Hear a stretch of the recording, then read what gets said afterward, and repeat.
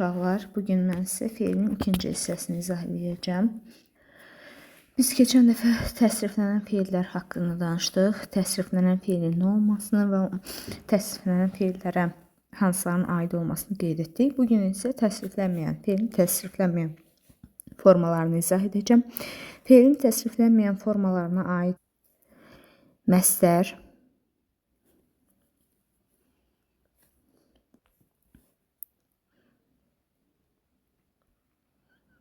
feili sifət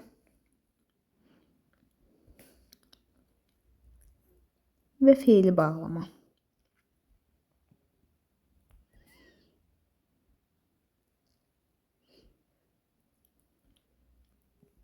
Biz demişdik ki, şəxsi və kəmiyyətə görə dəyişə bilən feillərə təsriflənən feillər, şəxsi və kəmiyyətə görə dəyişə bilməyən feillərə isə təsriflənməyən feillər deyirik. Təsriflənməyən feillərlə təsriflənən feillərin bir sıra oxşar və fərqli xüsusiyyətləri var. Gəlin bu xüsusiyyətləri nəzərə yetirək. Oxşar cəhətdən hər ikisinin də məzmunda hərəkət anlayışı olur. Hər ikisi də təsdiq və inkarda ola bilirlər. Biz demişdik ki, həm təsriflənən formalar, həm də təsriflənməyən formalar inkar şəkilsi olan manı qəbul edə bilirlər. Təsirli və təsirsiz ola bilirlər. Təsirli və təsirsiz feillər haqqında da keçən dəfə məlumat vermişdim.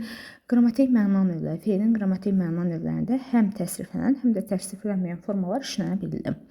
Fərqli xüsusiyyətlər isə təsriflənən feillər təkcə feilin aid xüsusiyyətləri, qrammatik xüsusiyyətləri daşıdığı halda, təsriflənməyən formalar həm feili, həm də başqa nitq hissələrinə aid xüsusiyyətləri daşıya bilir. Misal üçün, məstər isimlə feilin, feili sifət, sifətlə feilin, feili bağlama isə zərflə feilin ikili xüsusiyyətlərini daşıyır. Deməli, təsriflənməyən formalar dedik ki, şəxsi və kəmiyyətə görə dəyişə bilmirlər, amma təsriflənən formalar isə şəxsi və kəmiyyətə görə dəyişə bilirlər. Təsriflənməyən formalar ətrafına söz toplayaraq tərkib əmələ gətirə bilirlər. Və təsriflənən formalar cümlədə yalnız deməli feili xəbər olurlar. Təsriflənməyən formalar isə deməli feili xəbər olmaqla istənilən bir cümlə özü ola bilirlər. Qeyd edelim ki, təsriflənməyən formalardan feili bağlama cümlədə xəbər vəzifəsinə çıxış edə bilmir, yalnız zərflik vəzifəsində çıxış edir. Biz indi onlar haqqında ayrı-ayrıca məlumat verəndə geniş məlumat verəcəm. Birinci keçid edirik məstərə. Məstər nədir? Həm ismin, həm də feilin xüsusiyyətlərini daşıyan sözlərə məstər deyilir. Məstərin şəkilçisi maq şəkilçisidir. Qeyd edim ki, həm məstər bəzən də maməyə formasında, üçüncü şəxsin təkində maməyə formasında da biz qeyd edirik. Həm məstər, həm feili sifət, həm də feili bağlama şəkilçiləri qrammatik şəkilçilərdir. Məstər hərəkətin adıdır. Lüğətlərdə feillər əsasən məstər formasında göstərilir. Amma qeyd edim ki, məstər şəkilçisi, yəni leksik şəkilçi deyil. Yəni başlanğıc formanı biz məstərlə bir yerdə götürmürük. Məstər feilin başlanğıc formasının üzərinə maq şəkilçisi artırmaqla düzəlir. Məstərin yuxarıda bu sadaladığımız xüsusiyyətlərindən başqa qeyd edim ki, ikili xüsusiyyəti var. Həm feilin, həm də ismin xüsusiyyətlərini bayaq da dedik ki, daşıyır. İndi gəlin baxaq görək ismə aid hansı xüsusiyyətləri daşıyır, feilə aid hansı xüsusiyyətləri daşıya bilir. Məstər deməli birinci feilə aid xüsusiyyətlərini qeyd edəcəm. Feil kimi, yəni deməli qrammatik mənasına görə, yəni hərəkət anlayışı bildirir. Həm feillər, həm də məstər, yəni qrammatik mənasına görə, yəni dediyimiz kimi hərəkət bildirir. Misal üçün tutaq ki, deyirəm baxmaq sözü, baxmaq məstər formasındadır. Hərəkət anlayışıdır, yəni feildir. Sonra təsdiqdə və inkarda ola bilir məstərlər. Baxmaq, inkarda işlədəcəm, baxmamaq. Daha sonra deməli qrammatik məna növlərində işlənə bilir. Baxmaq, baxılmaq. Məsəl üçün məsələyə baxıldı. İndi cümlədə düzü məstər formasında işlətmədim, baxıldı dedim. Baxılmaq. Bu məsələyə baxılmaq, tutaq ki, çoxdankı fikrim idi. Misal üçün, belə bir cümlə qurdum. Yəni, müxtəlif məna növlərində işlənə bilir. Təsirli və təsirsiz. Misal üçün, baxmaq feili nəyə, avtomatik, yəni özündən əvvəlki sözə fikir versək, nəyə sualını cavab verəcək? Deməli, bu təsirsiz feildir. Başqa bir formada da, yəni təsirli formada da işlədə bilərik.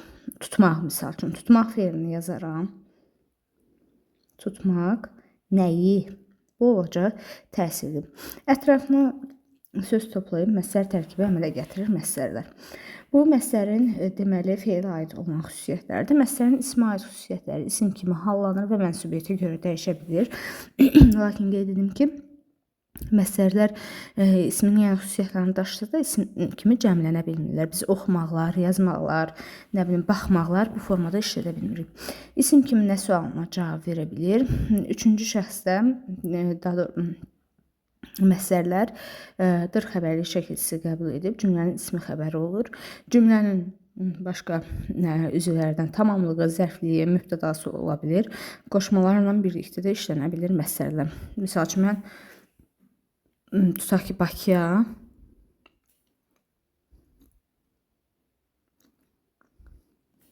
oxumaq üçün getdim.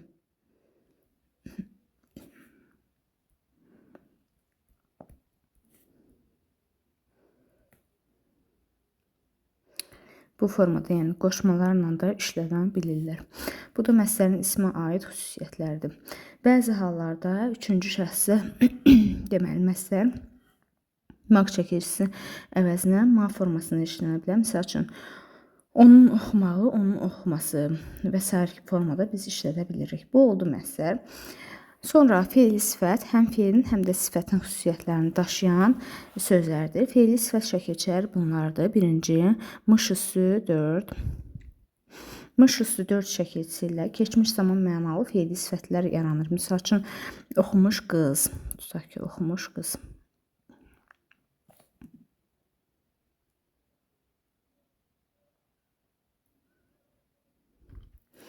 Sonra dıq şəkilçisi üstəgəl mənsubiyyət şəkilçisi. Dıq üssü 4 üstəgəl mənsubiyyət. Mənsubiyyət şəkilçisi yaranırlar. Deməli, hər üç şəxsin həm təkində, həm də cəmində işlənə bilir və keçmiş zaman məzmunlu fe'li sifətlər yaradır. Bunlarda misal üçün oxuduğumuz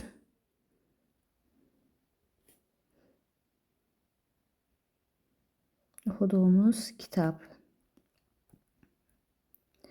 və s. Sonra an şəkilsi, an, ən çox yəni bizim rastımıza çıxan sözlər an, ənlə daha çox olur.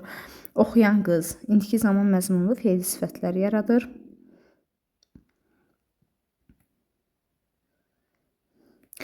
Acaq, ası və malı. Bunlar isə gələcək zaman məzmunlu fe'li sifətlər yaranır. Misal üçün, oxunacaq kitab, deyiləcək söz, deyiləsi söz, deyilməli söz və s. Qeyd edeyim ki, acaq, ası, malı və mış şəkilçiləri amonim şəkilçisidir. Mış şəkilçisi biz fe'lin keçmiş zaman şəkilçisi, yəni nəqli keçmiş zaman şəkilçisi kimi, acaq şəkilçisini fe'lin qəti gələcək zaman şəkilçisi kimi, ası və malı şəkilçisini də fe'lin şəkillənmiş şəkilçisi kimi keçmişik. Bunları da biz cümlə daxilində rahatlıqla müəyyən eləyə bilirik. Biz məsələnin ismi və fe'lə aid xüsusiyyətlərini qeyd etdik. İndi isə fe'li sifətin fe'lə və sifətə aid xüsusiyyətlərini qeyd edim. Fe'li sifətin deməli fe'lə aid xüsusiyyətləri zaman mənası bildirməsi, misal üçün düzü, yəni zamana görə dəyişmir. Amma misal üçün biz dedik ki, mış və dıq üstəgəl mənsubiyyət şəkildə keçmiş zaman məzmunlu fe'llər yaradır. An üssü 2 şəkilçisi ilə indiki zaman məzmunlu, acaq, ası və malı şəkilçiləri ilə isə gələcək zaman məzmunlu fe'llər yaradırıq. Təsirli və təsirsiz olur, növlərdə iştirak edir, təsdiq və inkarda olur. Yəni, fe'l kimi hərəkət bildirir. Ümumiyyətlə, fe'lin təsriflənməyən formaları ikili xüsusiyyət daşısa da, biz onları nitq hissəsi kimi fərqləndirəndə fe'l kimi fərqləndiririk. Fərqi yoxdur. Yəni, cümlənin harasında işlənsin, hansı cümlə özü vəzifəsində işlənsin və yaxud da tutaq ki, hansı fe'li sifət dedik, sifətində xüsusiyyətini daşıyır. Fe'li bağlama zərfində məsəl ismində xüsusiyyətini daşımağına baxmayaraq, biz onların nitq hissəsi olaraq fe'l kimi götürürük. Fe'li sifətin sifətə məxsus xüsusiyyətlərini isə əşyanın əlamətini bildirir və necə hansı suallarının birinə cavab verir.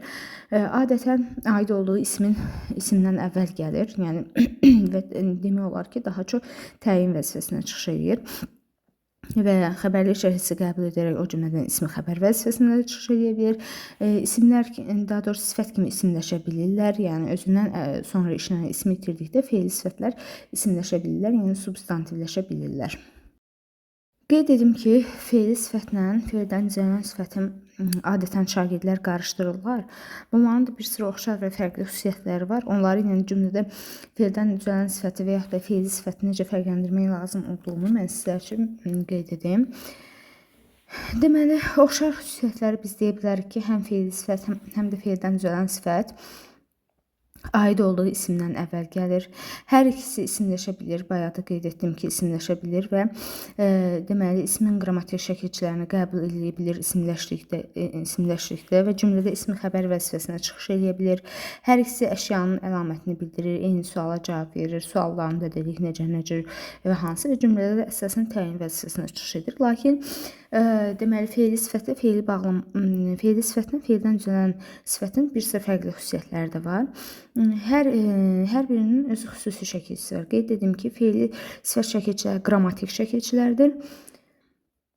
Fe'ldən düzələn sifət şəkilçiləri isə ümumiyyətlə biz bilirik ki, söz dəyişdirici, daha doğrusu söz düzəldici şəkilçilər, yəni nitq hissəsində dəyişən şəkilçilər, yəni leksik şəkilçilərdir. Fe'li sifətlər nitq hissəsi kimi fe'lə aid olduğu halda, fe'li sifət isə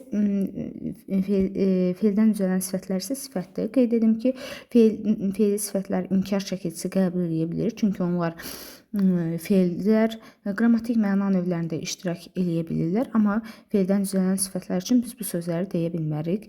Fe'ldən düzələn sifətlər sifətə məxsus xüsusiyyətlərdən olan dərəcəni bildirdiyi halda, fe'li sifətlərdə isə dərəcə anlayışı olmur. Bunları da yadda saxlayırıq. Uşaqlar, daha sonra isə fe'li sifətin bayaq da qeyd etdiyi substantivləşməsindən danışdıq ki, yəni isimləşməsindən. Bu zaman o hansı xüsusiyyətlər qazanır? Deməli, əşya bildirmək xüsusiyyətini qazanır. İsmi xəbərdir, mübtədadır, tamamlı vəzifədən olmaq vəzifələrini qazanır. İsmin suallarına cavab vermək xüsusiyyəti qazanır. Qoşma qəbul etmək əlamətini qazanmış olur. Bəs hansı xüsusiyyətlərini itirir? Sifətə aid əlamətlərini, cümlədə təyin olmaq xüsusiyyətlərini, necə və hansı suallarına cavab vermək xüsusiyyətlərini itirir. Lakin deməli fe'li sifət isimləşərkən fe'lə və sifətə aid olan qrammatik əlamətlərini qismə saxlayır və fonetik tərkibində dəyişmir. Deməli biz bayaq da dedik ki, bəzi şəkilçilər amonimdir. Həmin şəkilçilər haqqında da sizə məlumat verdim. İndi isə fe'li bağlama haqqında məlumat verəcəm. Fe'li bağlamada iki nitq hissəsinin xüsusiyyətini özündə daşıyır. Fe'l və zərfin. Fe'li bağlamanın fe'lə aid xüsusiyyətlərindən biri leksik mənaca təbii ki, hərəkət bildirməsi, təsirli və təsirsiz olması, inkarda və təsdiqdə işlənməsi, növlərdə işlənməsi, yəni fe'lin qrammatik məna növlərində işlənə bilmək xüsusiyyətidir. Ətrafında söz toplayaraq tərkib əmələ gətirmək xüsusiyyətləri, bunlar fe'lə aid xüsusiyyətlərdir. Baxsaz uşaqlar, həm məsdər, həm fe'li sifət, həm də fe'li bağlama üçün saydığımız bu fe'lə aid xüsusiyyətlər eynidir demək olar ki, hər üçündə də, yəni eyni xüsusiyyətlərdir fe'lə aiddir. Lakin digər nitq hissəsinə aid olan xüsusiyyətlərinə görə bir-birlərindən fərqlənirlər. Fe'li bağlamanın zərfə aid xüsusiyyətləri hərəkətin tərzini, zamanını və miqdarını bildirir. Burada fikir verin, mən yerini demirəm, çünki biz fe'li bağlama ümumiyyətlə biz deyirik ki, heç yer zərfliyi vəzifəsində çıxış eləmir. Ona görə də yer zərfinin xüsusiyyətlərini daşıya bilmir. Zərfin suallarına cavab verir. Deməli, əlaqəyə girdiyi sözlə birlikdə cümlənin zərfliyi ola bilir. Özündən sonra gələn başqa bir fe'lə aid olur. Qeyd edim ki, fe'li bağlama həm məsdəri, həm də fe'li sifəti özünə tabe edib tərkib əmələ gətirə bilir.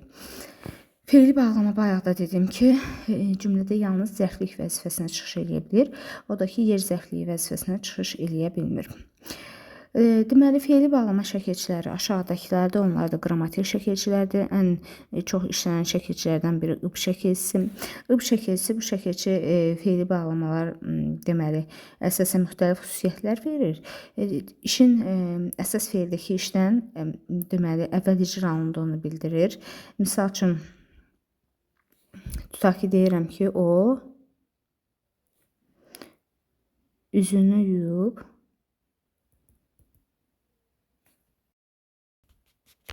Misal üçün deyərəm ki, o üzünü yuyub.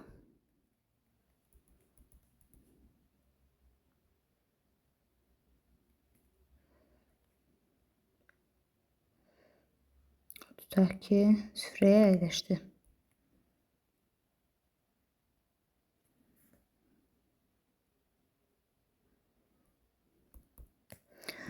Bu, yəni əsas işdəki işlə hərəkətdən əvvəl baş verdiyini göstərir. Həmçinin də feildəki hərəkətin tərcini və səbəbini bildirə bilir. Araq şəkilçisi, araq, ərək. Bu şəkilçi ilə düzələn feili bağlamalarda mənasına görə bu şəkilçi feili bağlamalarına oxşardır.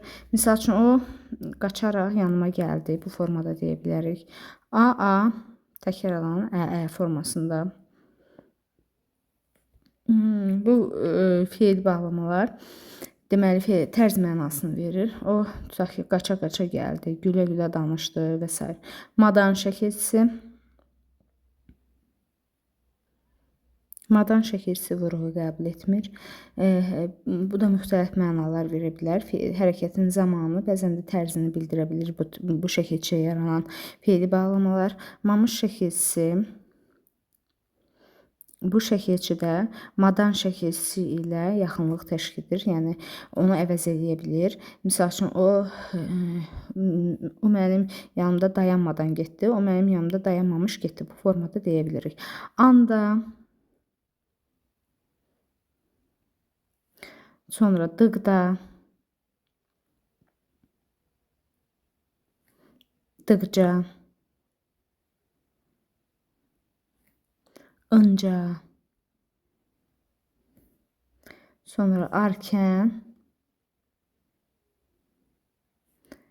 armaz